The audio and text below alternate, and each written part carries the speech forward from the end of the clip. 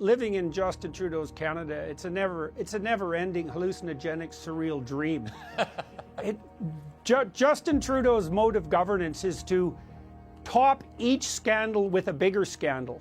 That's exactly typical of him and his 14-year-old mentality. Everything that's gone wrong on the immigration front in Canada is 100% attributable to Justin Trudeau and his pack of demented minions. Because they seized the bank accounts of 200 Canadians, and that was not amusing. And Trudeau has no idea what that did to Canada's international reputation. That was not a good precedent. Living in Justin Trudeau's Canada feels like a never-ending surreal dream, teetering on the edge of satire and scandal. It's a place where the governance style seems to embrace the absurd, with each controversy overshadowing the last.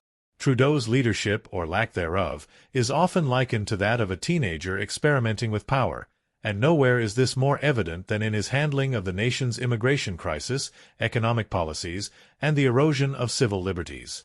Under Trudeau's watch, Canada's once proud immigration system has spiraled into chaos.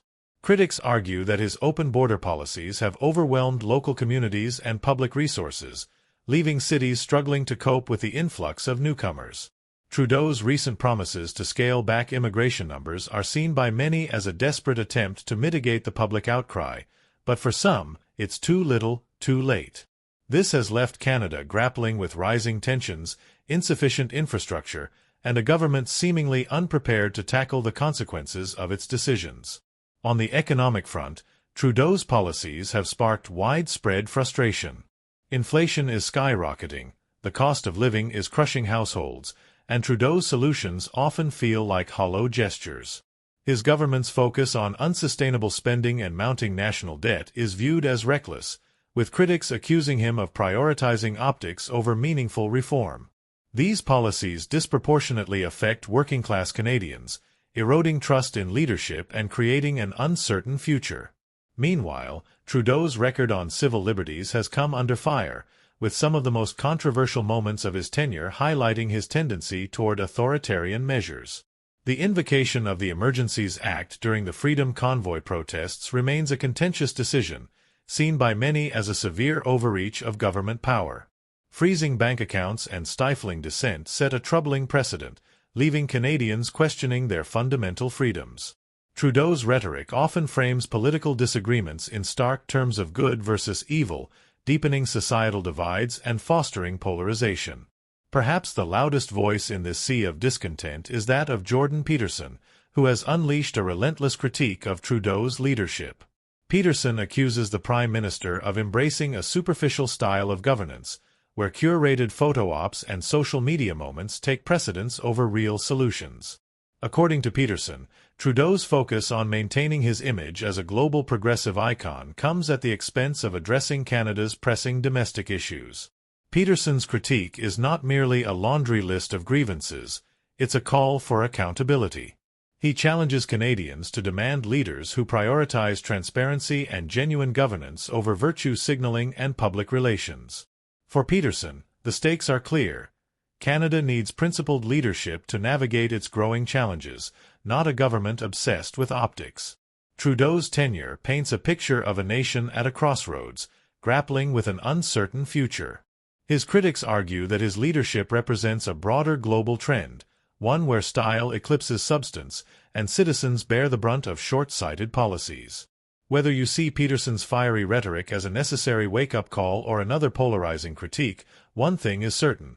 The conversation about Trudeau's legacy is far from over. The implications of Trudeau's leadership extend beyond the headlines, touching the lives of everyday Canadians in ways that are both immediate and profound. Families are feeling the strain of higher grocery bills, soaring housing costs, and a sense of economic instability that seems to have no clear end in sight. Small businesses, once the backbone of Canada's economy, are struggling to stay afloat amidst rising operational costs and uncertain policy environments.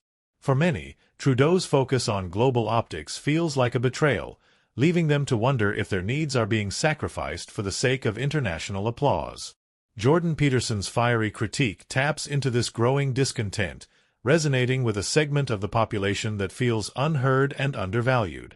His words reflect a deeper frustration with what is perceived as a government that governs for the cameras, rather than the citizens. Whether it's his pointed remarks about Trudeau's performative apologies or his scathing analysis of economic mismanagement, Peterson doesn't mince words. He paints a picture of a leader more interested in crafting a legacy of progressive virtue than in rolling up his sleeves and tackling the hard, unglamorous work of nation-building. But Peterson's commentary isn't without controversy. His uncompromising stance often sparks fierce debate, with some accusing him of being too harsh or one-sided in his assessments. Detractors argue that while Trudeau's leadership may have its flaws, Peterson's critiques overlook the complexity of governing a diverse and rapidly changing nation. To them, his rhetoric risks fueling further division at a time when unity is desperately needed.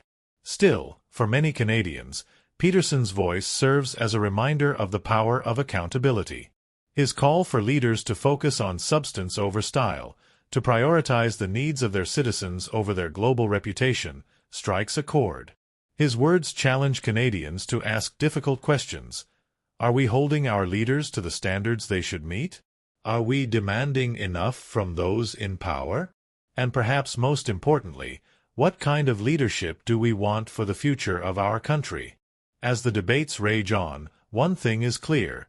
Justin Trudeau's Canada is at a pivotal moment. The choices made today, by both leaders and citizens, will shape the nation for generations to come. Whether Trudeau can rise to the challenge, addressing the concerns of his critics and proving himself as a leader capable of more than optics, remains to be seen. For now, the country watches, debates, and hopes for a path forward that bridges the divides and delivers on the promise of a better Canada for all. The uncertainty surrounding Justin Trudeau's leadership has sparked a collective introspection among Canadians. Many are questioning not just the current administration but the political system itself, wondering if it still serves the people it was designed to represent. The frustrations Peterson vocalizes tap into broader anxieties about fairness, transparency, and trust in public institutions.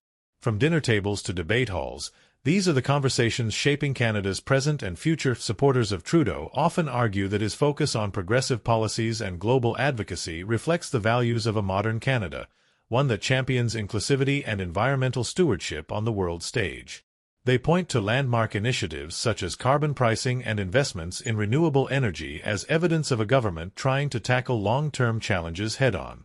Yet, critics like Peterson argue that these efforts too often lack tangible results or realistic planning, leaving citizens to bear the brunt of poorly executed visions.